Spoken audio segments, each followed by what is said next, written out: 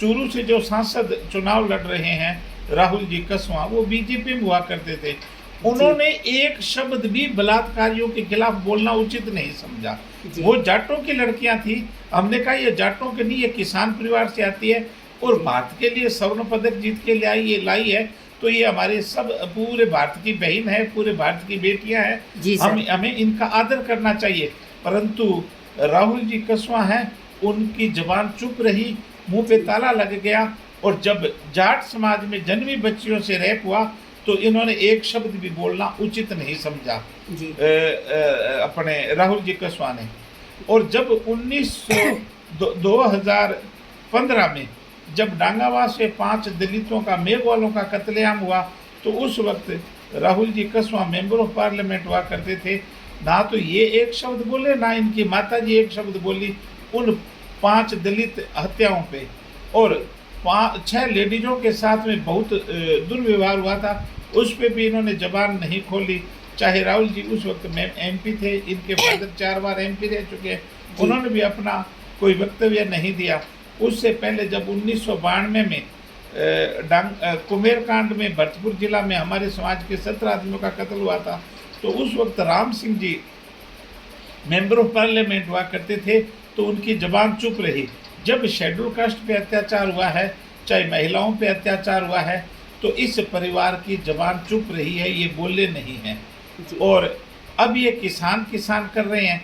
तो मैं ये पूछना चाहता हूँ कि विनेश फोगाट हो या साक्षी मलिक हो, ये जाट समाज में या किसान परिवार में जन्मी बच्चियाँ जब अपने खिलाफ देश शोषण के मामले को लेकर धरने पे बैठी थी, तो ये लोग राम सिंह जी हों, चाहे इनके सुपुत्र member of parliament Rahul ji Kaswan हो, ये चुप क्यों रहे? और अगर ये बोले हैं तो किस चीज़ पे बोले हैं? इनकी माताजी जो कमला कसवां हैं, वो 2011 में MLA हुआ करती थी सादुलपुर राजगढ़ विधानसभा क्षेत्र से। तो उन्होंने राजस्थान सरकार को, राजस्थान हाई कोर्ट को और सुप्रीम कोर्ट को लिख के दिया, माननीय सुप्रीम कोर्ट, माननीय हाई कोर्ट और राजस्थान सरकार को और केंद्र सरकार को लेटर भेजे कि अनुसूचित जाति और अनुसूचित जनजाति का आरक्षण खत्म होना चाहिए। जब इनकी माता, जिसके इन्होंने जन्म लिया है, वो आरक्षण के विरोधी सोच है, तो ये कभी शेड्यूल कास्ट के हित में नहीं हो सकते, कभी ये शेड्यूल ट्राइब के हित में नहीं हो सकते।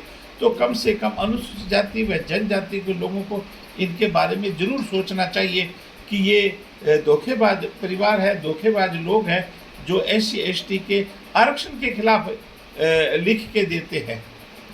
तो हम तो हमेशा शेड्यूल कास्ट, शेड्यूल ट्राइब और महिला चाहे किसी जाति की है, किसी धर्म की है, तो उनके साथ खड़े नजर आए हैं। जी सर, जैसे मुजरिम की कोई जात नहीं होती, वैसे बेटियों की कोई जाति पाति नहीं होती। जब बात होती है उनके आत्म सम्मान की, तो कांग्रेस हो, BJP हो या फिर कोई तीसरी पार्टी हो, सर आवाज़ उठानी चाहिए। तो बुलंद होनी चाहिए कि नहीं होनी चाहिए सर? इस विषय में बुलंद होनी चाहिए।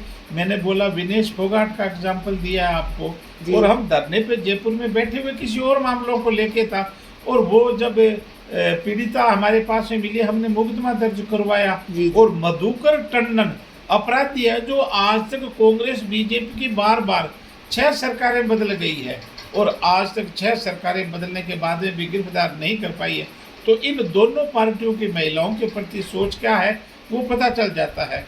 और जब विनेश फोगाट या साक्षी मलिक या इस प्रकार के, मैंने बोला, जो खिलाड़ी थे, तो उसके ऊपर हम धरने पे रहे हैं, हमने उनकी मदद की है, प्रेस में हमने स्टेटमेंट बार उनके पक्ष में दिए हैं, और हमारा पूरी पार्टी है वो उनके साथ खड़ी नजर आई है। हमारा सामाजिक संगठन है भारत रक्षक संघ, वो उनके साथ खड़ा नजर आया है। तो हम लगातार मदद करते रहे हैं। और बहन बेटियां एक जाति की नहीं होती है, बहन बेटियां होती है वो राष्ट्र की होती है, और वो हमारी उसको कहते हैं मान सम्मान होता है, हमारा मान सम्मान होता है। तो उस मान सम्मान को जो भी ठेस पहुंचाते हैं, उन सब अपराधी लोगों को सजा मिलनी चाहिए, ये हमारा कहना है, और इसके लिए हम लगातार प्रयास कर रहे हैं। बेटियों को लेकर, महिलाओं को लेकर आपकी पार्टी कोई सुरक्षा व्यवस्था करेगी तो क्या करेगी सर जीत के बाद? जहाँ तक महिलाओं की बात है, तो मैं 2-3 एग्जाम्पल बताना चाहूँगा जो पूर्व में हम कर चुके हैं। जी सर। 1997-98 की घटना है। उस वक्त हम जयपुर में धरने पे बैठे हुए थे, जयपुर स्टेचू सर्किल पे। तो एक मुकदमा आया मेरे पास में, एक महिला आई, उसका भाई आया, तो उन्होंने बताया कि भाई पुलिस का डीआईजी है, उसने रेप किया। तो मैंने कहा नहीं, ऐसा नहीं हो सकता, पुलिस का आदमी बहुत बड़ा होता है, डीआईजी वो रैप थोड़ा ही कर सकता है। परंतु जब उसकी घटना हमने सुनी तो उसने बताया कि मेरा पति है वो सिपाही है और हम उसके पास में घर पे रहते थे, उसने मेरा देश शोषण किया, रैप किया है जी। तो फिर हमने मुकदमा दर्ज करवाया। मधुकर टंडन डीआईजी के खिलाफ हमने मुकदमा दर्ज करवाया। उस वक्त श्रीमान भैरव सिंह जी की सरकार हुआ करती थी। जी जी। भैरव सिंह जी की सरकार, हम भैरव सिंह जी से मिले। उस वक्त की सरकार आने के बाद में गहलोत की साहब की सरकार आई, बाद में वसुंधरा जी की सरकार आई, बाद में गहलोत साहब की सरकार आई, फिर वसुंधरा जी की सरकार आई, फिर गहलोत साहब की सरकार आई और अब बीजेपी की फिर सरकार है। आज तक मधुकर टंडन जो बलात्कारी है उसको ये सरकारें गिरफ्तार नहीं कर पाई है।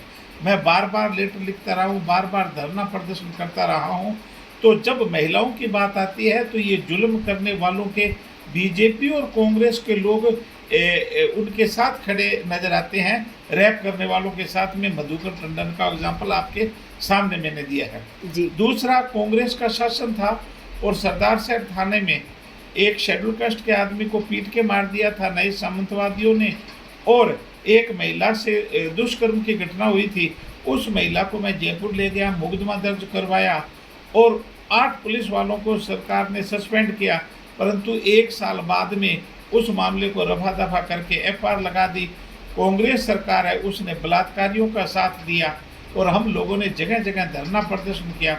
उस मामले में चूरू का एसपी था, वो भी एपीओ हुआ था।